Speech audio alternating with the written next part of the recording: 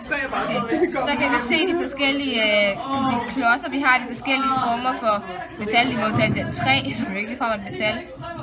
Og så har vi fundet deres massefylde. Og da alle de her små terninger, vi havde et rumfang på 1 kubikcentimeter, så er det jo bare det massefylden er, fordi den er målt i det. Ja. Så går ned til spørgsmål 2, så man sige, at vi har brugt den her formel, vi kan se den her, til at udregne det. M, det er massen, det er det vi udregnet heroppe. C, det er den specifikke varmekapacitet. Og delta T, den store T, det er temperaturforskel. Og som vi kan se herover, så er det altså fra 100 grader til 20 grader. Så det vil sige, at det skal være 80, som er en gennemgående enhed. Så det her, det er så deres masse, der står her. Det her, det er den specifikke varmekapacitet, som er ligesom det, der gør en stor del af forskellen. Og så, ligesom det har vi selvfølgelig også. Og så det her, det er så det er målt i joule, som vi har.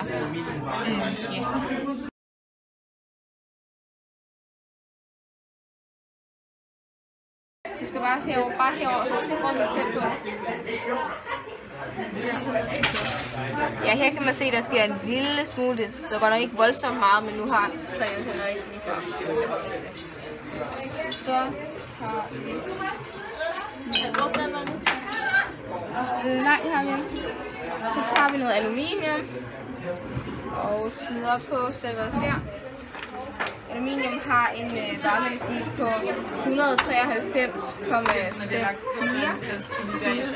og der kan man se, at der sker noget mere. Lidt mere end voldsomt.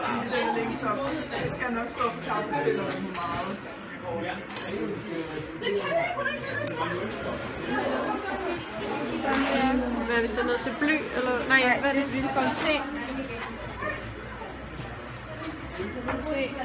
Ja, der sker mere, og den går hurtigt igennem. Ja. Den er snart igennem. Det går stærkt. Men den har også en høj varmekapacitet. Ja, det går igennem. Så tror jeg, nu tager vi messing, tror jeg, som har varmeenergi på 262. Nu er den igennem. Nu er den igennem. Nu kom, ja. Ej. Den er allerede røget igennem, det går virkelig godt. Og så skynder vi videre. Ja, så tager vi... Kår eller noget? Ja, vi tager kår, det går ikke. Ja, vi tager det bange den altså. Se, og med til at gå igennem her. Og den gør det godt. Den gør det rigtig godt. Så tager vi kår.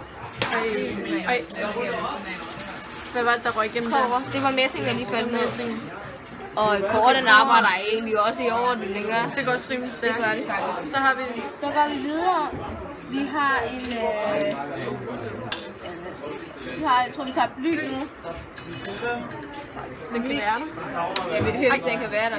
Jeg tror, vi lægger den herovre. Det var bly.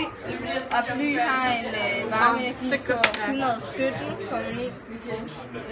Så det burde ikke gå lige så stærkt som de andre. Det gør det heller ikke, men det går der med alligevel med en vis fart. Og man kan se, at 3 er overhovedet ikke kommet igennem endnu. Den står bare sådan. Den er faktisk ikke rigtig gjort. Men det er jo heller ikke nogen overraskelse. Og så tager vi den sidste. Hvad er det? Det var også den, der skulle være hurtigst. Ja. Jern var den, der skulle sådan blive varmest. Ja. Fordi den, der har den højeste varmeenergi. Og man kan også se, at det går altså forholdsvis stærkt. Ja, den er nok ikke igennem. Den er forholdsvis. Bly over stadig ikke helt igennem.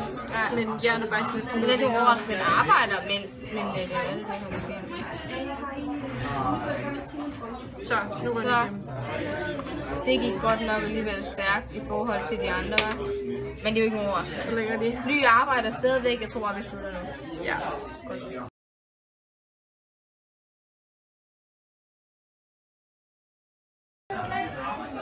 Ja, som vi så her med de forskellige terninger, så var der faktisk ikke noget, der var en overraskelse. Altså, den hastighed, som vi gik igennem chokoladen med, passede rigtig godt med dem, der havde den højeste specifikke varmekapacitet, altså den højeste varmeenergi, nu er det joule.